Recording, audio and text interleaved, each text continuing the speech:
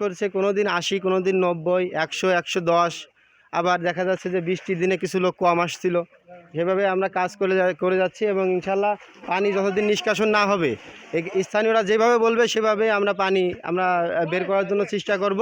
এবং এখানে সবথেকে বড় অবদান হচ্ছে আমাদের এক্সএন সাহেব এবং এসি সাহেবের, পানি উন্নয়ন বোর্ডের। ওনারা যেভাবেই বলতেছে আমরা সেভাবেই কাজ করতেছি। কত দূর হচ্ছে? ভালো হচ্ছে না? আচ্ছা,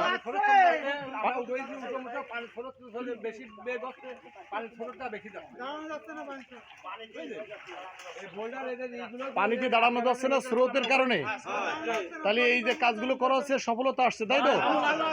আমি মনে করছি হচ্ছে আপনার পানিটা নিষ্কাশন না হওয়া পর্যন্ত যা যা করণীয় পানি উন্নয়ন বোর্ডের নির্দেশে আমি সেই কাজগুলো করে দেব।